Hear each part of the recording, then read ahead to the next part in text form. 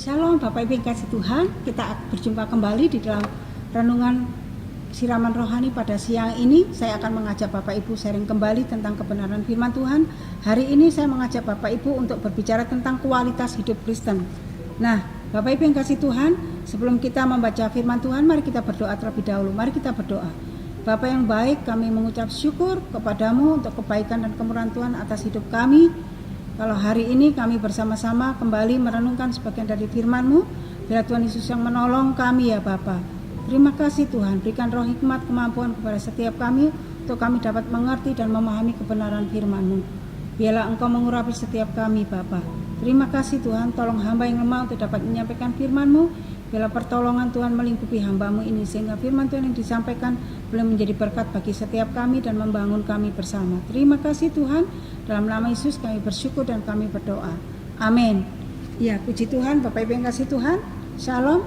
Mari kita bersama-sama membuka Alkitab kita di dalam Matius pasal 5 ayat 20, demikian bunyi firman Tuhan. Maka aku berkata kepadamu, jika hidup keagamaanmu tidak lebih benar daripada hidup keagamaan ahli-ahli Taurat dan orang-orang Farisi, sesungguhnya kamu tidak akan masuk ke dalam kerajaan surga. Amin. Nah, kalau di dalam bahasa Indonesia sehari-hari mengatakan demikian. Jadi ingatlah kalian tidak mungkin menjadi umat Allah kalau tidak melebihi guru-guru agama dan orang-orang Farisi dalam hal melakukan kehendak Allah. Nah, Bapak Ibu yang kasih Tuhan, kalau kita melihat di sini, mengapa kualitas hidup sebagai orang Kristen kadangkala tidak jauh berbeda daripada orang-orang di luar Kristen. Nah, bahkan mereka yang dulunya tidak percaya kepada Tuhan Yesus, setelah percaya kepada Tuhan Yesus, hidupnya tidak berubah. Mengapa kualitas ini tidak mencerminkan akan hidup kekristenan yang jauh lebih baik daripada orang-orang yang di luar Kristen? Nah, Bapak Ibu yang kasih Tuhan, apakah ini adalah satu kelonggaran dalam memandang anugerah Tuhan atau meremehkan anugerah Tuhan? Atau mereka bahkan belum diubahkan dan belum mengerti tentang ajaran kekristenan yang sesungguhnya? Lalu bagaimana seorang Kristen dapat menampilkan kualitas hidup kekristenannya di sekitar di mana dia berada, Bapak Ibu yang kasih Tuhan, di mana dia ditempatkan? Atau apakah dia tetap sama seperti dia belum mengenal tentang kekristenan? Nah, Bapak Ibu yang kasih Tuhan, ini perlu kita koreksi tentang diri kita sendiri. Kenapa? Karena Tuhan Yesus memberikan syarat yang begitu berat kedengarannya. Kalau kita membaca di dalam Matius pasal 5 ayat 20 ini, dikatakan sungguh begitu luar biasa. Ayat ini menekankan dan mengingatkan kita, maka aku berkata kepadamu, jika hidup keagamaanmu tidak lebih benar daripada hidup keagamaan ahli-ahli Taurat dan orang-orang Farisi, sesungguhnya kamu tidak akan masuk ke dalam kerajaan surga. Nah, Bapak Ibu yang kasih Tuhan, sepertinya ini adalah satu hal yang sangat berat. Keagamaan tidak lebih benar daripada orang-orang ahli Taurat. Kalau kita melihat mengapa Tuhan menekankan akan hal ini, ternyata Bapak Ibu yang kasih Tuhan, yang pertama, cara beragama orang Yahudi dan ahli Taurat sangat legalis, Bapak Ibu yang kasih Tuhan. Bagi orang Farisi, ketaatan dalam memegang syariat agama sangat utama. Karena kenapa demikian? Di antara mereka harus memenuhi 613 peraturan dan 248 perintah Taurat dan 365 larangan Taurat dan 1521 cara memperbaiki kesalahan dan 39 larangan tentang hari Sabat.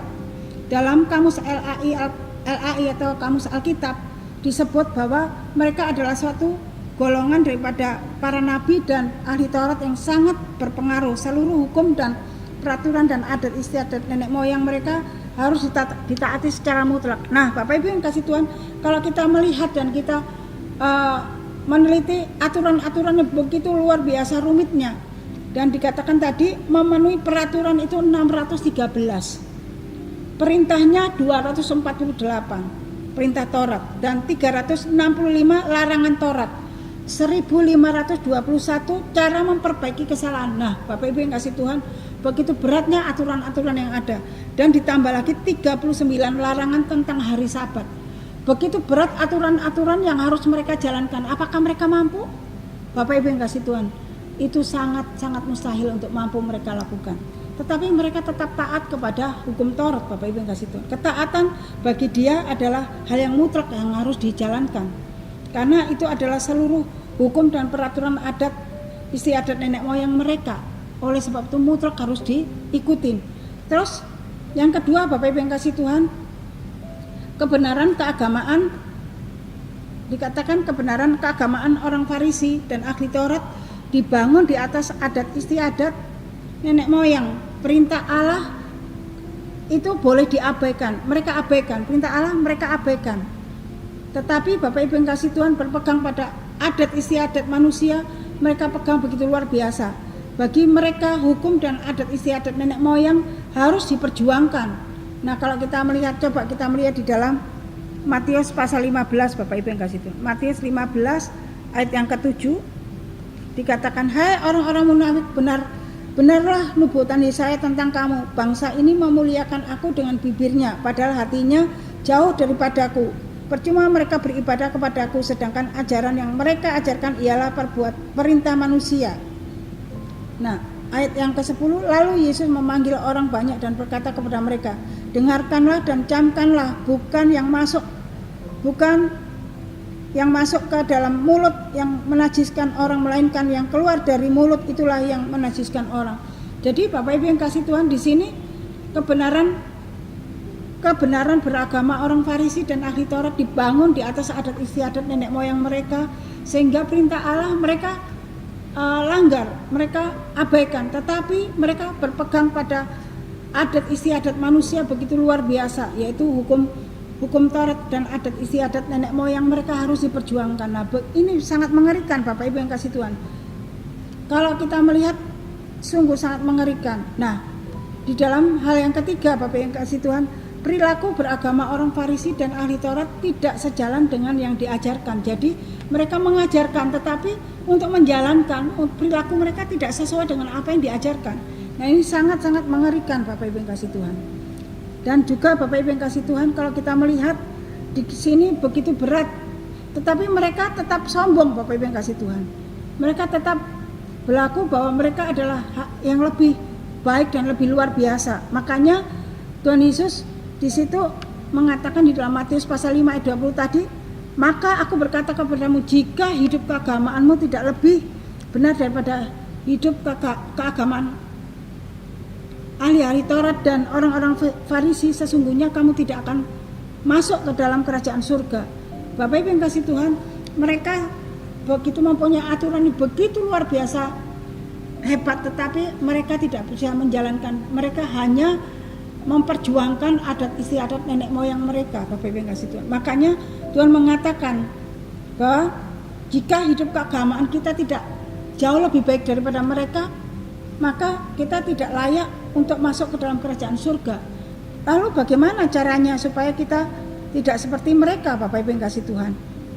Dikatakan di dalam, kalau kita melihat di dalam 1 Yohanes pasal 2 ayat 6, dikatakan demikian, barang siapa mengatakan bahwa dia ada di dalam dia, ia wajib hidup sama seperti Kristus telah hidup. Jadi dikatakan kalau kita tidak boleh sama seperti mereka, dalam 1 Yohanes pasal 2 ayat 6 ini kita harus hidup seperti Kristus, Bapak Ibu yang kasih Tuhan. Karena itu hendaklah kamu sempurna sama seperti Bapamu sempurna. Jadi kita harus hidup seperti Kristus. Kalau kita melihat lagi di dalam Matius pasal yang kelima, Matius pasal 5 ayat 48. Karena itu haruslah kamu sempurna sama seperti Bapamu yang di surga adalah sempurna. Jadi Bapak Ibu yang kasih Tuhan, kalau hidup kita harus lebih baik, kualitas hidup kita harus lebih baik daripada orang-orang Farisi atau ahli-ahli Taurat. Di dalam Matius 5 ayat 48 mengatakan bahwa kita harus seperti Bapa kita yang di surga adalah sempurna. Karena itu hendaklah kamu sempurna sama seperti Bapamu yang di surga adalah sempurna. Lalu bagaimana caranya?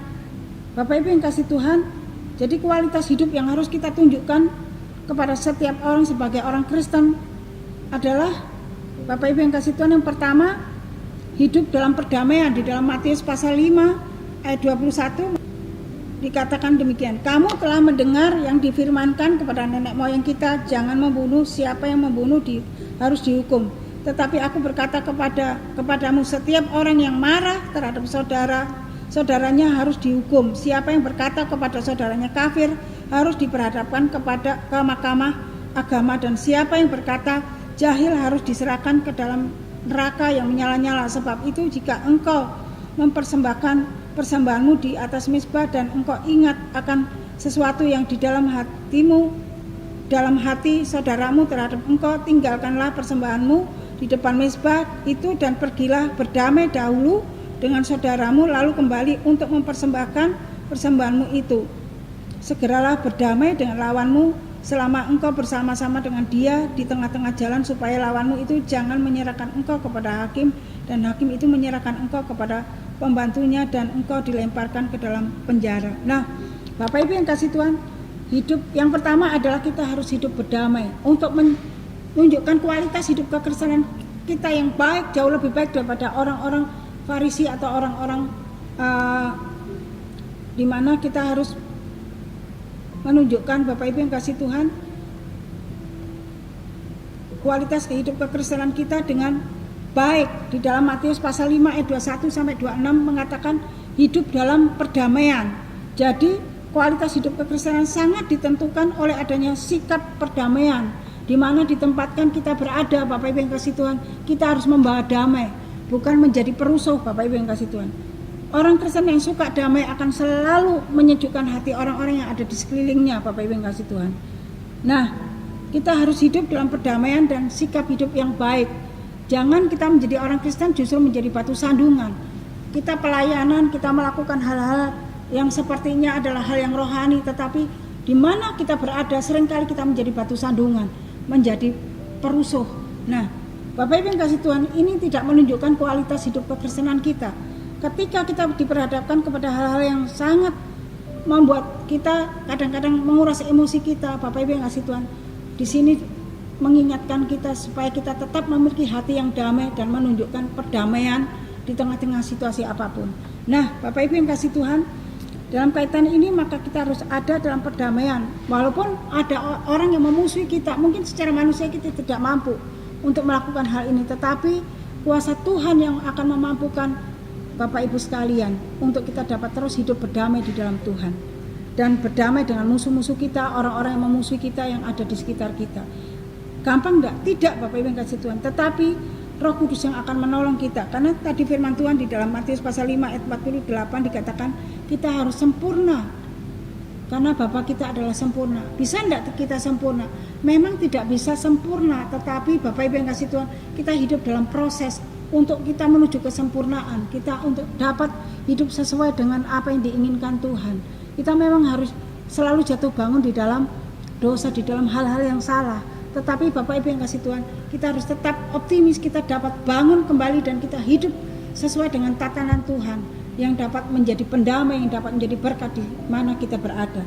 Dan yang kedua, Bapak Ibu yang kasih Tuhan, untuk menunjukkan kualitas daripada kekristenan kita, yang kedua adalah anggota tubuh kita ini yang terkendalikan. Nah, dengan bahasa dunia timur seringkali dijelaskan oleh Tuhan Yesus, hendaknya mengemukakan kebenaran bahwa dalam hidup ini ada satu tujuan untuk kita pantas berkorban. Nah, Bapak Ibu yang kasih Tuhan, kalau kita mengendalikan anggota tubuh kita ini, satu contoh saja Bapak Ibu yang kasih Tuhan, kita sebagai orang percaya, tetapi kita seringkali mengotori tubuh kita dengan cara-cara yang tidak baik. Contoh seperti merokok, mengkonsumsikan narkoba. Nah, Bapak Ibu yang kasih Tuhan, itu adalah hal yang menunjukkan kualitas yang buruk dalam hidup kita. Tetapi kalau kita sebagai orang Kristen yang menunjukkan kualitas yang baik di tengah-tengah masyarakat, di tengah-tengah lingkungan kita, kita harus mengendalikan anggota tubuh kita ini juga dalam perkataan kita, cara bicara kita, sehingga dimanapun kita ditempatkan, di situ Bapak Ibu yang kasih Tuhan, ada satu berkat yang boleh dinikmati orang-orang di sekitar kita. Dampaknya yang sangat baik dalam hidup kita, dalam sekitar kita. Nah, Bapak Ibu yang kasih Tuhan, kita tidak boleh mengumbar hawa nafsu kita, emosi kita. Kita menuruti emosi kita. Orang berusaha menyakiti kita, berusaha menjatuhkan kita, kita berusaha membalas dengan cara-cara yang lebih jahat lagi. Bapak Ibu yang kasih Tuhan, kalau kita dapat mengendalikan seluruh anggota tubuh kita, bibir, lidah, mulut, perkataan kita, mata kita, perbuatan kita, maka Bapak Ibu yang kasih Tuhan, kita dapat menunjukkan kualitas hidup kekristenan yang baik di tengah-tengah lingkungan kita. Nah, apakah kita bisa Bapak Ibu yang kasih Tuhan bersama dengan Tuhan yang akan menolong kita. Makanya tidak salah kalau tadi Matius pasal 5 ayat 48 tadi, hendaklah kamu sempurna sama seperti Bapamu sempurna. Dan memang kita tidak bisa sempurna 100%, tetapi kita bisa terus berjuang untuk kita hidup jauh lebih baik lagi, karena hidup kita ini adalah proses. Nah, Bapak Ibu yang kasih Tuhan, mari Bapak Ibu yang kasih Tuhan, sebagai orang Kristen kita dituntut untuk dapat melakukan sesuatu yang jauh lebih baik daripada orang yang di luar Kristen, baik dalam moral maupun spiritual kita. Bapak Ibu yang kasih Tuhan, kita harus sadar bahwa hidup kita ini dinilai oleh sekitar kita, dan tanpa kita sadari seringkali kita dijadikan teladan oleh orang-orang yang ada di sekitar kita. Karena apa? Karena kualitas hidup kita. Makanya Bapak Ibu yang kasih Tuhan, sebagai orang Kristen kita dituntut untuk melakukan hal-hal yang jauh lebih baik daripada orang yang tidak mengenal Tuhan Yesus. Oleh sebab itu mari saya dan Bapak Ibu sekalian melakukan segala sesuatu yang baik untuk memuliakan nama Tuhan. Kualitas hidup kekristenan kita tunjukkan di sekitar kita. Dan itu yang mencerminkan hidup kekristenan kita. Jangan kita seperti para orang Farisi atau ahli Taurat yang hanya bisa berkata-kata, yang hanya bisa ngomong tetapi tidak bisa melakukannya. Mereka hanya bisa taat dan memperjuangkan adat istiadat nenek moyang mereka, tetapi mereka tidak bisa melakukan kebenaran firman Tuhan. Kita tidak seperti itu Bapak Ibu yang kasih Tuhan. Kita sebagai anak-anak Tuhan yang sudah ditebus dari hukuman dosa, yang dibebaskan dari hukuman dosa, dan kita ini adalah milik Allah sendiri, maka kita wajib untuk kita menunjukkan kualitas hidup kekristenan kita di tengah-tengah dunia. Yang pertama, kita harus memiliki hati yang damai Bapak Ibu yang kasih Tuhan. Yang kedua Bapak Ibu yang kasih Tuhan, kita harus dapat mengendalikan seluruh tubuh kita ini. Anggota tubuh kita ini harus kita kendalikan supaya kita dalam segala sikap, perbuatan kita, perkataan kita dapat menjadi berkat bagi sekitar kita. Tidak mencerminkan satu hal yang buruk bagi kekristenan, tetapi Bapak Ibu yang kasih Tuhan dapat mencerminkan akan kasih Kristus dalam kehidupan kita ini. Semua tindakan kita, perkataan kita, percakapan kita, bicara kita, semua menunjukkan tentang kualitas Kristen yang baik. Bapak Ibu yang kasih Tuhan, setiap orang dituntut untuk hidup jauh lebih baik daripada kita menjadi batu sandungan bagi sekitar kita. Mari Bapak Ibu yang kasih Tuhan, kita bersama-sama dengan Tuhan meminta pada Tuhan kekuatan untuk kita diberikan kemampuan untuk kita tetap hidup bersama dengan Tuhan sesuai dengan apa yang Tuhan kehendaki, sehingga hidup kita ini mencerminkan kualitas kekristenan kita yang baik dan menunjukkan kasih Bapa di tengah-tengah dunia ini, sehingga kita dapat menjadi berkat. Mari Bapak Ibu yang kasih Tuhan, kita dapat melakukan itu bersama-sama. Bila renungan singkat ini boleh memberkati kita semua. Amin. Mari kita berdoa. Bapa yang di surga, tolong kami Tuhan, untuk kami dapat melakukan yang terbaik untuk kemuliaan Engkau dalam hidup kami, dan kami dapat menunjukkan kualitas hidup kekristenan kami di tengah-tengah dunia ini, sehingga hidup kami boleh menjadi dampak bagi sekitar kami, dan banyak orang boleh diberkati, dan banyak orang boleh merasakan kasih Kristus baik dalam sikap dan tindakan kami. Terima kasih Bapa, sehingga dimanapun Tuhan tempatkan kami boleh menjadi pembawa damai untuk kemuliaan Engkau. Terima kasih Bapa, berkati setiap Bapak Ibu saudara kami yang mendengarkan firman Tuhan ini. Terima kasih Tuhan Yesus yang baik, semuanya kami pertaruhkan dalam tangan kuasa-Mu. Bila kuasa Allah sendiri yang menolong dan memberikan pencerahan kepada kami untuk memahami kebenaran firman-Mu. Terpujilah Engkau Bapa, dalam nama Yesus kami bersyukur dan kami berdoa. Amin. Tuhan memberkati, shalom, sampai ketemu.